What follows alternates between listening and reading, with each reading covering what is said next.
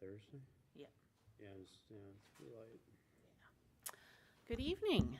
I'd like to call to order tonight's meeting of the Policy Review Committee. The date is March 21st, 2023, and the time is 5 o'clock. We will start with new policies. Policy 516.5, overdose medication, with Amy Petrovsky, Director of Student Support Services. Welcome. Hi, good evening, Director Alt, Director Marsal, Director Miller. How are you? Good. Good, good. Well, I am bringing forth a new policy that I would like to introduce to you. It's regarding the overdose medication, specifically for opioids. And so right now, we don't have a policy directed to this piece. And I think that we are really being proactive in making sure that we have this available for any students that we have in our district in the event that we have any kind of a case, overdose, accidental, whatever it is. So kind of going through this, you can see that the policy defines the different definitions of different types of opioids. The other thing it does is it requires the school district to have a district planning and implementation team that we have kind of been able to put together for some of those things. It also requires us to have a site team as well. So each building that has the program in their building will also have a site team or a crisis team and a plan to go if in the event that something tragic were to happen where we have an overdose going on. The policy also requires us to have a program in place that outlines the ABC. If you look on page 3, the 3 things to ensure that naloxone is administered, the school employees are activated, so we have a plan for that. They require the school district employees to contact the school district healthcare professional. All of those are put into place with the program that we currently have. And then on the end, we also have a plan as to where things are going to be stored. And so each site will have kind of a little bit different plan. We're looking at the high school. It is so large that we feel like we're going to might need multiple sites in that case, because if anything happens where an adult or a student does have an overdose, we're going to need to make sure that we have the availability and to get there as soon as possible, because time matters. So, and then as you can see, we are across our references, the legal references for the policy. So I feel like you probably have read through it, and that's all I got. Awesome. Thank you, Amy. Yeah, questions? Committee members, any questions or comments? So this is great because this is out there now in the community, and it's a very important topic. Is the district team, is that the team that's gonna figure out like who gets trained to administer? Yep, so the district team basically ensures that the policy is doing, we have the program ready to go.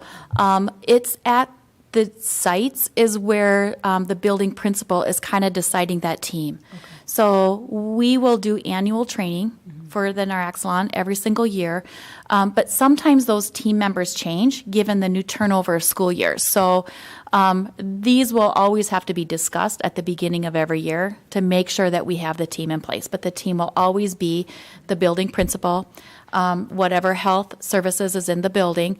Right now, we're only moving forward with the secondary buildings.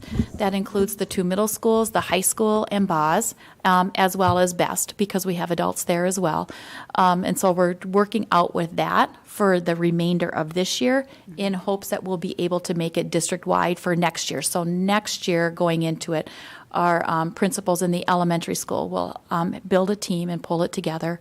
And so the district team just makes sure that all of those pieces are in place and that the training goes on for anybody who needs to have it. Just one other question. Yeah. So it says that like when an event is happening, whoever is going to administer is going to use, like it has to have like a good, like, you know, like a good faith that something is happening, like a, you know, so is there like some sort of a list for those that are going to get trained later of symptoms to look for, or are they just going to use this Yes. judgment sort of? Yeah, so we've actually gone through the training already. It happened a couple weeks ago. I think it was March 8th. And so in the afternoon, we were able to bring in the building principals and anybody who was currently on the team with the secondary. And we went through all the symptoms, what to look for with certain symptoms that are going on, kind of what stages they are. We went through all of that training. Yep, absolutely. Thank you. Thank you. Eric? Yeah, I have a few questions. Yeah. Generally with policy, and first of all, I'm assuming, not really assuming, I see at the top it's stated as such, but this is an MSBA policy Yep. that we're adopting here. Generally, it's typically good practice to stay away from naming independent, specific people, positions, or in this case, the drug. Is there any reason we need to be concerned about? I mean, is that, I assume that's the drug of choice now for this, or maybe the only one available for this counteraction? Is there any chance something else shows up tomorrow that we have to come back and rewrite the policy to incorporate it? It does say, I mean, it kind of takes both tracks. It talks about it being, for anti-opioid or overdose, but then it goes on to name the Narcan product specifically throughout. Would this encompass another solution that were to show up tomorrow for some reason, I guess is my question.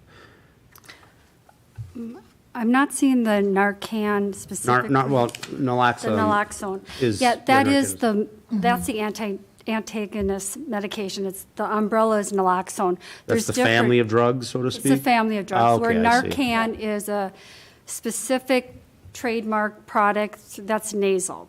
So we would not want to say Narcan. Well, it actually does in section does. 1 at the very top. That's why I was, so we Yep. might want to strike that out, just Okay. if that's necessary. I don't know. It's somewhat of a minor point, but it's a nuance with me about policy. We want to try to keep it as umbrella, so we don't constantly have to keep attending to it, if changes happen. So I was going to ask, and actually piggybacking the question previous there, so it states here, I'm just for the record, this allows us to administer not only to our students and administrators, but say a guest in the building. Right? Absolutely. Okay. And how is it? Is it like an EpiPen type of thing, or is it you actually have to draw a syringe and or what? Well, naloxone can come in 2 different formats, or 3. We could do IV, but we're not going to do that. Injectable, that's IM, that's the pure naloxone, or Narcan, which is a nasal spray. We propose, and we have been working on securing the nasal spray for use. It's just much more foolproof, and when that situation occurs, we want to make sure that people are doing it correctly versus having to draw up the medication in a syringe. So we are supporting that we have Narcan at our sites. Okay, so who makes the determination then to administer? I mean, is it something you're on the line with 911 and they say if you have it on site, go ahead and administer, or do we just make that decision independently? There's a protocol that will list the symptoms, the hallmark symptoms of a suspected overdose. The top line will always say, and anybody that's trained to administer, if you come upon somebody that's unconscious or you are suspecting an opioid overdose, your first thing is 911. Contact the health office, get the Narcan available, and then work as a team. It'll list the symptoms, it'll list what you would be doing and when you would give the Narcan. The protocols will be detailed out with that.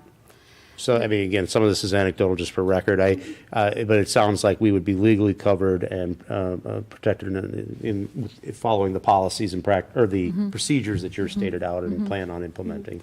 MDH just came out with their toolkit today to support this program and gave a lot of good templates for us to use, but we have been working with them since December to come up with this program for our district. And how is this stored? Is it cold refrigeration or? Room, if that's you're nice. warm and you feel comfortable, the Narcan will feel comfortable to Good, also. that's good. And what is the shelf life on the product? Usually 2 years. Yeah, right around Okay. 2 years. And it's fairly low cost prohibitive? Yes, right now it is. So every time we get trained, I mean, we're getting it for free. I don't know what the nasal would be. Yeah, the Steve Rumler Hope Network, they do a lot of community training. And when somebody goes through training with them, they automatically will provide them, if they would like, the injectable naloxone to have for their own use, for a loved one, for whoever they need it. They really would like to, have it more available in the community, no different than having AEDs available in the community. So usually that is free. Narcan, there could be a cost, but we have been able to secure the Narcan with the Steve Rumler Foundation free at this point for our secondary schools. I guess my biggest concern is that we are writing in a policy or requirement to have something in a building that has a 6-month shelf life and it costs $10,000 a dosage or something like that. That was my larger concern, just making sure we're not pigeonholing ourselves into something. The Narcan through that foundation is about $50 a dose. Okay, that's fine. And that was going to be actually another question. So we would plan on getting distribution through them in the near future at least, right? They're a nonprofit, so it's as their supplies last. Because do we buy anything else of this controlled level significance in the district? 'Cause we don't really have a established path. Not a controlled substance. We don't purchase them.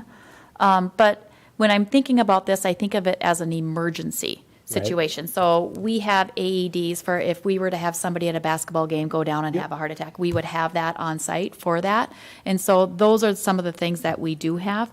Right now, our what we're looking at is kind of bell to bell for some of those things until we're able to really get our feet wet and get into it and get multiple trained so that we can kind of. No, I was just curious. I know a little bit about pharmaceutical distribution, and I was just curious because it's not easy to buy this, as an institution, but I'm sure you guys will figure it out. I just was curious. Yeah, we're working right now with our Diamond Head Clinic, and Dr. Wolford is going to be our person who signs off on it. So, like, if we do happen to use a couple or whatever, if we do need it for whatever reason, we will able to get a supply because she'll just sign off. It's a standing order is what they call it. So we have that already in place.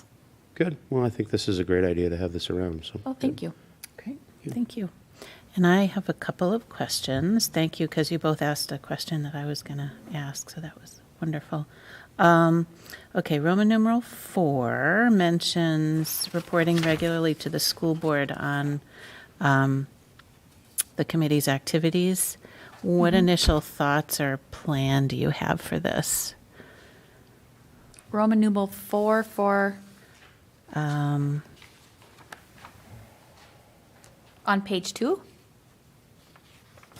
Bottom, yep. It will be maintained by the coordinator. Where did I see it? Maybe not. School board, number 3. Yep. Yep, the number 3. So, right now, we are,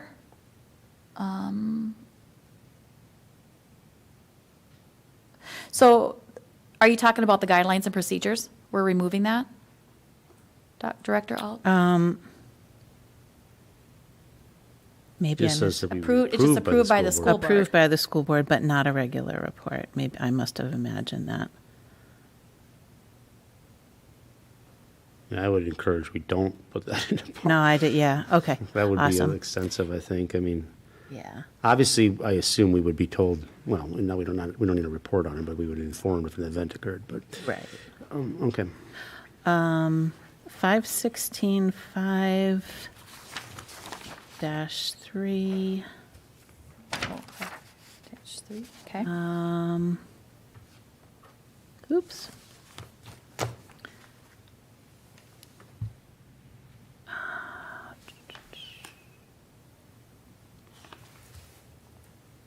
Oh, yes, the part that's being stricken. Why remove the guidelines and procedures from the policy? The reason it is removed right now is because right now our program only states that we have it at the secondary level. And so like, as we go through, we want the flexibility to be able to change and move until we get the program solid, ready to go. So it's not that it wouldn't be, it's just right now we're going through it, we're drafting it and changing it as we learn things as we're learning. So district-wide, it would be to come? Yep. Okay. So, but our program has at minimum the A, B, C, and D. Yep. Those are in our program, so we do have that in the program. Okay. So, something like this, if something needs to change, wherever it's going to be stored for whatever reason, maybe train somebody else. We just want to have that flexibility without bringing that piece to the board. Gotcha. Be able to change. 516, 5-4.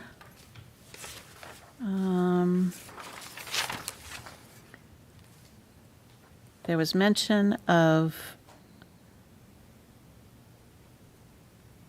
so I guess the question is, select numerous storage locations within the school site.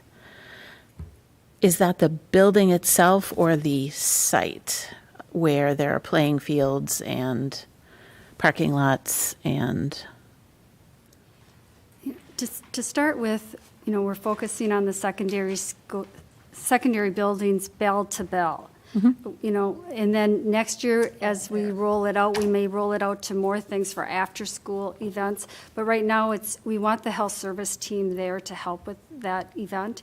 And so that's why it's the building site, not the. Yeah. So my suggestion would be, in the interest of simplicity and not having to remember when we have to bring a policy back for review, understanding you're just doing this at secondary, it kind of makes sense to me that you would just write the policy as if it were district-wide, and then you have the ability to act within the policy so that, for example, we're not limiting it to storage locations within the school site, which I read as the building. If there are plans to store it, for example, by one of the playing fields or something, I'm making it up. Would there be reason not to leave that language in as a district-wide concern? I think it depends. I don't know, like, if it's being held at, say, the baseball field. Yeah. Is there a place that is locked down that we know that will always be there? I Right. don't know if we've got the capacity to do that right now. Versus, do we train the baseball coach and make sure that that coach is carrying Narcan on them if they need to have it? I'm not exactly sure how that would look. But, when I think about field trips and transportation and things like that, that's a lot of training and a Yeah. lot of Narcan that everybody has to have Yeah. to be able to go out and to have some of those I think the point, pieces. though, is, I think you were concerned probably about having a requirement to have it somewhere if it was stated in here. And, I mean, what you're stating is fair. We would leave that decision to you guys. I think you could probably accomplish both by just, instead of striking that whole sentence in 5A there, just Yeah. change the "and" to an "or," right? So it would read, the playing Okay. team will select numerous Narcan locations within the school site or outside the school site. And then that leaves you the option of whether you do it or not. And- It also and- leaves you the option to do it if you want to. True, yep, we Yep. can do that. Okay. Thank you. Yeah.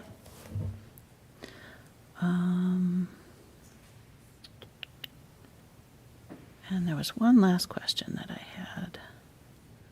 Oh, and going back to Director Miller's question about the brand being included in the first paragraph of the policy, I tend to agree. I would much rather not include a brand, lest something else happen, become available, or I don't know what the implications might be, but just leave it open to, we know that naloxone is what we're going to be using. You guys can figure out, what that brand would need to be. We don't necessarily need to have, unless you have concerns about not including it in policy. Naloxone is the only thing that's ever been talked about. Correct. Yeah, I think so that, right now there is nothing else, so I didn't even think about not putting it in there, because it's. Well, it says like naloxone aspirin. and it Just the does- Narcan, it does just the say Narcan. there, Yep. so. If committee members are, I mean, as long as I'm Agreeable. understanding, the family is naloxone, there are other, then underneath that, Narcan is just one of the brands, correct? Yeah. Then I think we should strike the Narcan, because that Yeah. allows you the flexibility to purchase other naloxone And we don't have to products if have- need be. yeah. Keep it simple so the policy doesn't have to come back and keep Right. track of all those details, so. Okay. I think that's the only place I see Narcan I in there. thought, I think so. They have a definition of it even at the back, so you can see where the little I is there. So if you go to back page 516, that very last thing, and it explains what naloxone is and what it is for. Oh, yep. So it does talk about that there as well. So, but So, I mean, it's good information to have. I mean, I appreciate having the details about the brand itself, but Take it out? I mean, unless you see reason not to. No, just having the word naloxone would cover Narcan. Right. Correct. Right, yeah. So let's remove it. Take it? Yeah.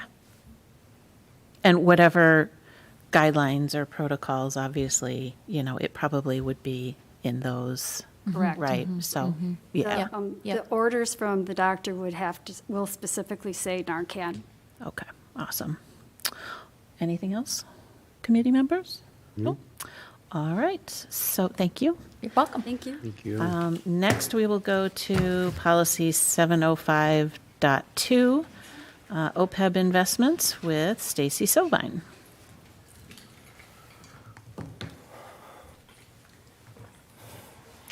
Good evening. Hello. Bringing 705, really the only changes that we're recommending is just updating the Executive Director of Business to Administrative Services. Name change, otherwise leave the policy as it is. Okay. Committee members, questions, comments? No. All right, I had none, and Jamie, for the record, that first policy is first reading. This one would be consent. And then we'll stay with Stacy and policy 715, purchasing and bid requirements. For 715, pretty much the same thing. The only change from our current policy would be changing Director of Business to Director of Administrative Services. Okay. And committee members? Well, there's a whole strike of a paragraph here. It's not in the current policy, so I'm not exactly sure why it's here. Okay. All right. Oh, Interesting. Okay, so really the only change was the adjustment Really? on the last end of that sentence above. Okay. Yep, and when we bring it to the full board, I would recommend that we take out that strike because Yep. I do find it to be a little confusing. I think it might be, yeah, I would agree. yeah, definitely. Okay, in that case, I have no further questions. Okay. Sorry. Oh, and I had my question answered. So, yeah, no questions on that. Since the change is minimal, it'll be consent. Next, staying with Stacy, policy 901, community education. 901 is more or less reflecting the expansiveness of our programming. It isn't restricted just to elementary or secondary. We have our early learning programs. We have adult basic ed programs. We have a number of other things outside of elementary and secondary there in the first paragraph. Also, on the last paragraph of page 1, moving from just the term churches to any local religious organization that may rent our facility. Awesome. Just a question, I know this is really persnickety, but the term local, are we binding ourselves at all on that? I mean, is the Catholic Church considered a local religious organization? I don't know. I mean, does it matter? Maybe I'm being a little too. I think the intent for this community education advisory group is to have members of our community. No, agreed. It may be redundant. I agree. The word local, I mean, yeah, I don't know. Yeah, Is it necessary, I guess is what I'm asking. Maybe in district, or, I mean, if we wanted to be specific. Or maybe just religious organizations, I don't, because Religious we've already organizations. implied it's gonna be, Yep. Not a problem striking that. Yeah. Fewer words, the better in my mind's eye. yes, exactly. Okay. Is that you? You're good, okay. And I had no questions, so that one will be consent as well. Next, we have policy 899, naming school buildings or facilities. And the most complicated revisions that I'm bringing before you tonight, policy 899, just updating the date reviewed. Committee members? No questions. I think I had one. Let me just. 899.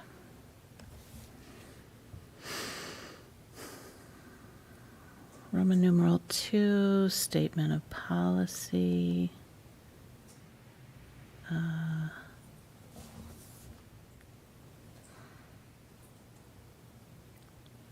Significance.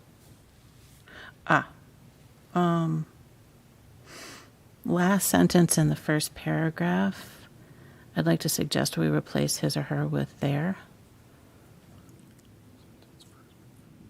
Okay. Committee members? It's fine, Yep. yes. Yep, okay. Other than that, I had nothing. So this policy would also be consent. And, all right. Unless anyone has anything else, I think we're done. That's it. Yep. All right, Thank you. we're adjourned.